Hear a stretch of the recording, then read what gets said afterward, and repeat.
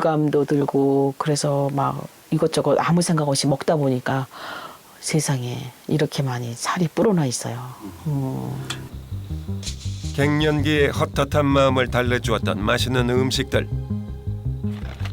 우울감을 음식으로 채운 결과는 무려 20kg 체중 증가라는 부메랑이 되어 돌아왔습니다. 문제는 갱년기 때 폭식했던 버릇이 지금까지도 이어지고 있다는 것인데요. 아유, 배고프면 아무것도 안 보여요. 먹을 거 생각밖에 안 나고 일단은 좀 허기를 좀 채워야 돼. 그리고 나면은 조금 이제 안정이 되고 그때 나서 뭐 후회하면은 뭐해. 이미 다 먹었는데. 이런 비만으로 인해 일상이 무너지고 건강까지 위태로워졌다는 한 사례자를 만났습니다. 올해 58, 김현순 씨는 11년째 공방을 운영하고 있는데요. 구슬로 만드는 액세서리예요. 그러니까 장식품이죠. 4평 남짓한 공방에 켜켜이 쌓여있는 그녀의 10여 년 세월. 그런데 현순 씨는 요즘 들어 일하는 게 부쩍 힘들어졌습니다. 좁은 공방에 앉아 8시간씩 일하다 보면 온몸 구석구석 안 아픈 곳이 없기 때문인데요. 하루 종일 좁은 공간에서 일을 하다 보니까 혈액순환이 잘 안 되는 것 같아요. 막 손이 자꾸 저리고 이렇게 만지다 보면은 이게 어떨 때는 막 쥐가 나요. 이렇게 막 이렇게 쥐가 나서 막 손에 마비가 오는 것 같아요. 하루에도 몇 번씩 발생하는 극심한 손발 저림 증상 때문에 고통으로 물들어가는 현순 씨의 일상. 대체 이 고통의 시작은 어디서부터였을까요? 거의 90%는 살이 아닐까 싶어요. 살이죠? 네, 내장 지방. 그러니까 아무래도 뭐 배가 너무 나오고 막 이러니까는 몸이 무거워져서 그러지 않나 싶어요. 살이 찌면서부터 무너지기 시작한 그녀의 건강. 그러다 보니 매일 체중을 확인하는 것이 습관이 됐는데요. 변함이 없네. 아, 뭐야 이게. 현재 그녀의 몸무게는 79kg, 허리 둘레는 42.5인치로 고도비만 상태였습니다. 30대까지만 해도 50kg대의 날씬한 몸매였던 현순 씨. 그러나 40대부터 갑자기 살이 찌기 시작했다는데요.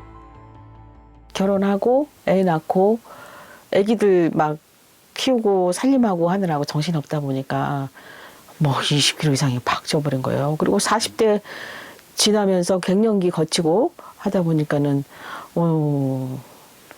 우울감도 들고 그래서 막 이것저것 아무 생각 없이 먹다 보니까 세상에 이렇게 많이 살이 불어나 있어요. 갱년기의 헛헛한 마음을 달래주었던 맛있는 음식들. 우울감을 음식으로 채운 결과는 무려 20kg 체중 증가라는 부메랑이 되어 돌아왔습니다. 문제는 갱년기 때 폭식했던 버릇이 지금까지도 이어지고 있다는 것인데요. 아유, 배고프면 아무것도 안 보여요. 먹을 거 생각밖에 안 나고 일단은 좀 허기를 좀 채워야 돼. 그리고 나면은 조금 이제 안정이 되고 그때 나서 뭐 후회하면은 뭐해. 이미 다 먹었는데. 이미 여러 차례 다양한 다이어트를 시도해봤지만 음식 앞에만 서면 무너지고 마는 결심. 그래서 현순 씨에게 가장 무서운 것은 음식의 유혹이라는데요. 그러나 체중 조절은 꼭 해야 하는 상황. 그녀에게 비만은 언제 터질지 모르는 시한폭탄 같은 존재이기 때문입니다. 혈압, 당뇨, 혈액순환제, 혈당이 높아서 먹는 거예요.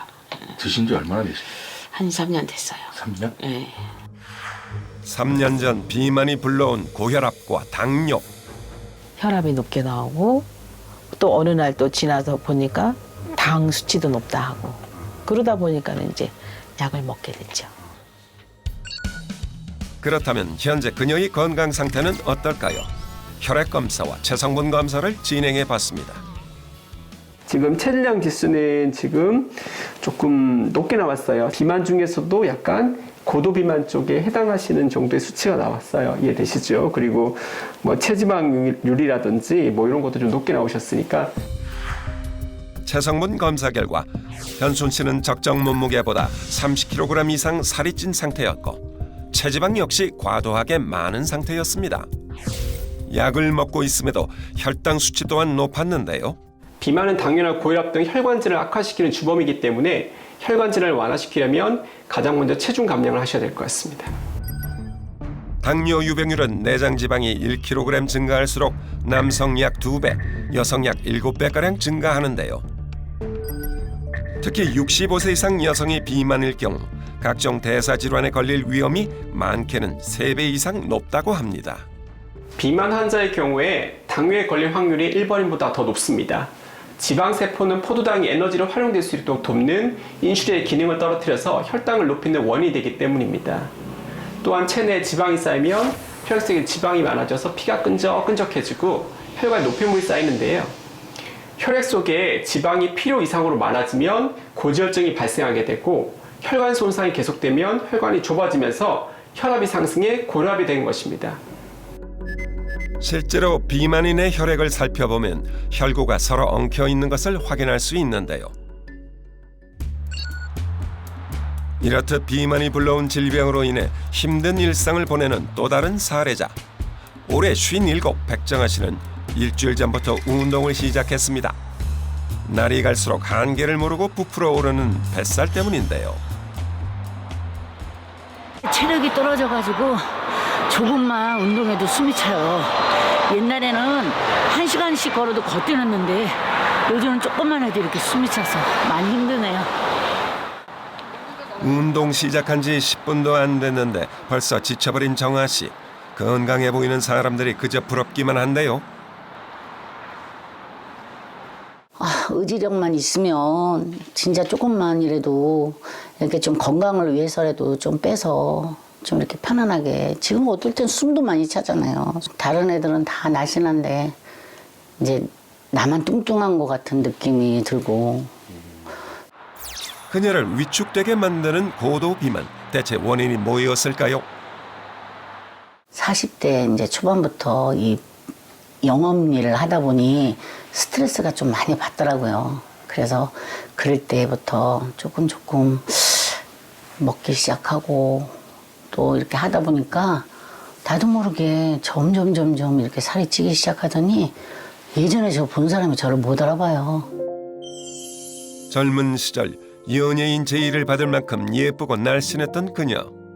그러나 15년간 보험 설계사로 일하면서 25kg 이상 살이 쪘다는데요. 이 실적이라는 게 영업은 있잖아요.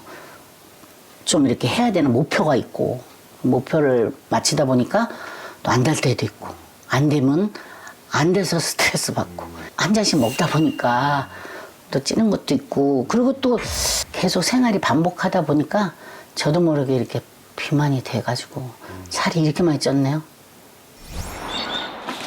뒤늦게 비만의 위험성을 깨달았지만 되돌리기에는 너무 멀리 와버린 상황. 그러나 한 달 전 몸무게 앞자리 숫자가 바뀌면서 정아 씨는 살을 빼기로 마음먹었는데요. 뭐야. 그런데 열심히 운동해도 80kg에서 내려가지 않는 몸무게.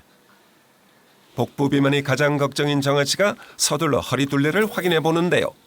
그녀의 허리 둘레는 무려 110cm. 큰일 났어요. 남자 허리야. 한 번씩 체중을 확인할 때마다 모든 의욕이 사라진다는 정아 씨.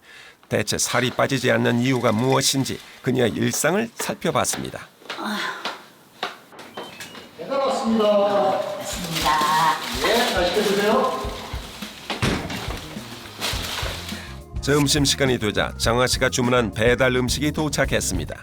그런데 봉투에서 끝도 없이 나오는 음식들. 손님이라도 오는 걸까요? 이거 다 혼자 드시려고요? 아니 어플을 보다가 이것저것 시켰더니 이렇게 많아졌네요. 근데 다 먹을 수 있을 것 같아요. 운동 후에 허기가 졌는지 정아 씨가 허겁지겁 음식을 먹기 시작합니다. 입에 착착 당기는 음식들 앞에서 다이어트는 잊힌 지 오래. 먹어도 채워지지 않는 허기에 정아 씨의 폭식은 멈출 기미를 보이지 않는데요. 이렇게 먹어도 괜찮은 걸까요? 먹을 때 즐거움이 있으니까요. 너무 맛있는데 어떡해. 오늘 맛있게 먹고 맛있게 먹으면은 이게 뭐 0칼로리라고 그러긴 하는데. 매일 자신을 합리화시키며 과식과 폭식을 이어가고 있는데요. 아니 배달 음식 자주 드세요? 아무래도 좀 이렇게 집에 오다 보면 힘이 들어서 또 안 하게 되고, 그리고 또 배달 음식이 맛있어요. 그래가지고 자주 시켜 먹는 편입니다. 네. 점심 든든하게 챙겨 먹은 정아 씨가 일을 시작했습니다. 보험 설계사인 정아 씨는 오늘같이 업무가 많지 않은 날에는 종종 재택근무를 한다는데요. 그런데 밥 먹은 지 얼마 되지 않아 또 간식을 먹는 정아 씨. 과일부터 과자, 빵까지 손에 잡히는 대로 간식을 섭취하는데요. 너무 많이 먹는 거 아닌가요? 거기에 만약에 계속 간식을 드시네요. 네, 제가 조금 이렇게 약간 스트레스 받고 이러면 좀 먹고 그러는 게 많아가지고 제가 많이 먹었나요? 거의 이태원하기 사이에 달콤한 간식을 먹으면 기분 전환이 되기 때문에 도무지 끊을 수가 없다는데요. 그러나 지금의 잘못된 식습관을 고쳐야 한다는 것을 그녀 자신도 잘 알고 있습니다. 어디 안 좋으세요? 신경을 좀 많이 쓰다 보면 이거 뒷골하고 이런 데가 아파서 이렇게 눌러주면 시원하면서 괜찮아요.